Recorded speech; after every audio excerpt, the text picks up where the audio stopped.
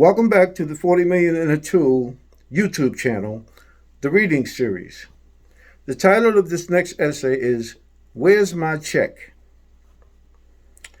Part and parcel of the modern day reparations debate is the notion of cash payments to every African American should monetary reparations materialize. Not only would this be a disrespectful slap in the face of our ancestors, it would be the most disastrous form of genocide our people will have ever faced. However, if I were the American government, I'd offer every African American household hundreds of thousands of dollars in reparations for slavery. In return, African Americans would have to agree to no more welfare, no more affirmative action, no more quotas, no more favoritism, and no more handouts of any kind ever again. I'd use executive orders and get a constitutional amendment, if necessary, to make it stick.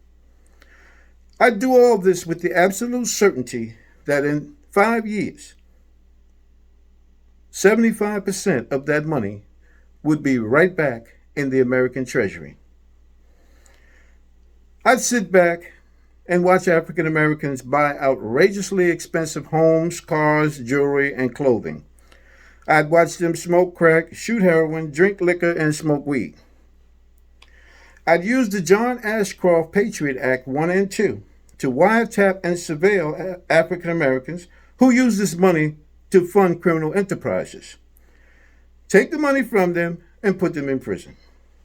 I'd instruct the Internal Revenue Service, the IRS, to go after the slightest oversight or error and conduct audits of individuals caught in that sweep and, where possible, make them pay dearly.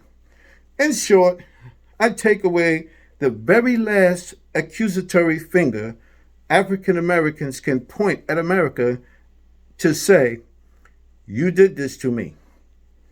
I'd place my government and my country firmly in a position to be able to say, "No, you did this to yourself."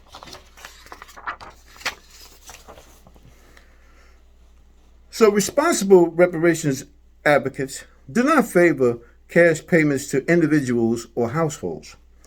Instead, they argue for setting up a fund or funds for education, housing, entrepreneurship, etc. In fact, most reparations advocates have not fully outlined or articulated a step-by-step plan for the management and use of a reparations payment. No concrete indication of who would be in charge of the monies or how individuals or households would directly benefit. Their energies seem to be more directed first at winning reparations. What would be more helpful in advance of any expected reparations payments would be some straight talk to our people about the roles we play in keeping ourselves in poverty and what we need to do to prepare ourselves for any infusion of wealth.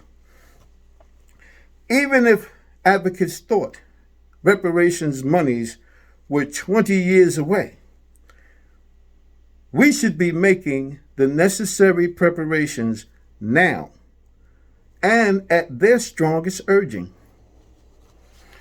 The top lawyers tackling the reparations quest will admit that any litigation can go either way. That's just the nature of litigation. I will respectfully suggest that our ancestors didn't bank on 50-50 legal propositions when it came to us having wealth as a people. They stood ready to build wealth that was 100% certain because they'd already done it and knew it could be done again. All they sought was to be positioned and not hindered.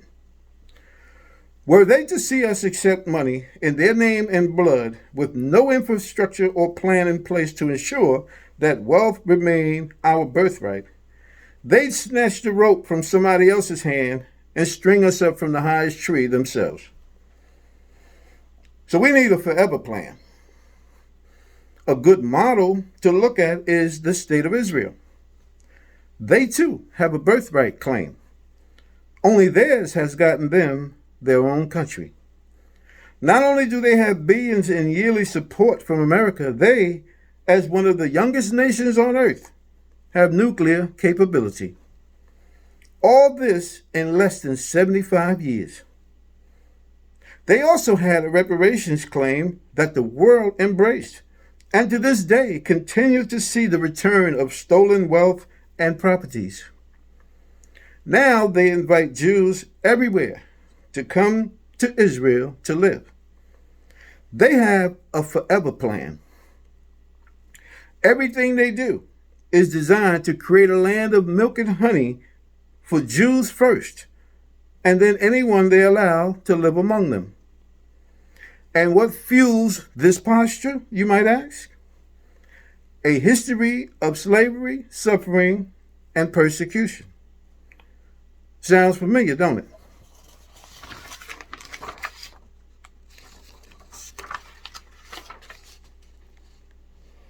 Part of the Jewish Forever Plan is to forever remember their history and to make sure everyone else remembers too. The other part is to make sure it never happens again. They don't rely on others telling them it won't happen again, not even relying on assurances from the entire world that it won't. They alone are making sure of it, and they will do it by any means. We need a forever plan, and winning reparations from the American government is not it. Unlike Israel, we don't need our own country. The one we're in will make a good enough home and springboard to all the world. What we do need is to stop allowing our enemies, within and without, to deceive us into pushing slavery to the back burner with all that, quote, it's not good for the country, close quote, crap. Then we need to elevate and transform our reparations claim into a birthright of wealth claim where it properly belongs. Many of the world's people dispute or even outright reject the Jewish people's biblical claim to land, or that the Jews of today are not the same people talked about in Scripture. Yet look at what they've managed to achieve. Here we are, the world's undisputed people of slavery, suffering, death, Jim Crow, and institutionalized racism / discrimination, and we're told to just shut up about it. We do know for sure that today's Jewish people are the same people who suffered under Hitler. But is it that alone that gets them the world's sympathy and respect? No. It's also their demonstrated ability to translate wealth and world opinion into self-sufficiency, demanding world respect. That's where our parallel histories diverge. You think that we also qualify for our own country and billions in aid yearly, but you don't see any offers, do you? Oh, we've been told to go back to Africa many times, but that wasn't a real offer. Just redneck venom because we wouldn't shut up about it.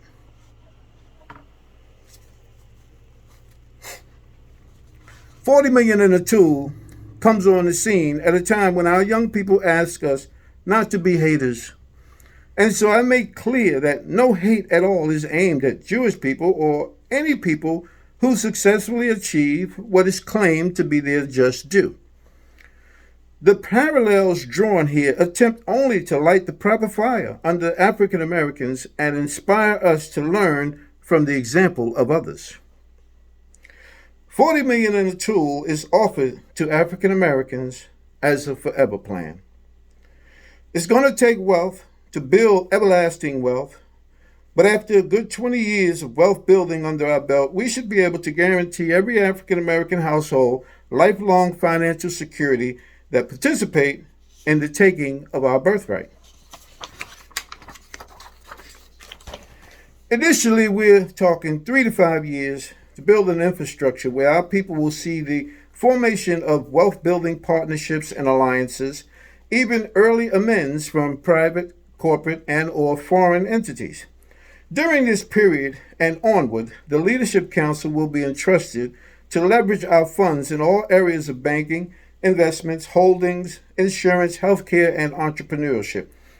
Also, within the first 5 years, it's essential that every African American household be online and have internet access. To this end, we must become our own internet service provider, ISP, on a national level by either building signal towers or negotiating leased access to an internet backbone already in place. With Verizon, Comcast, AT&T, and others to negotiate with, the potential of 40 million subscribers, or even a quarter of that number, will turn all heads and get us the right deal. This venture alone will generate hundreds of millions of dollars for the fund, as well as cover 40 million and a tool administrative costs.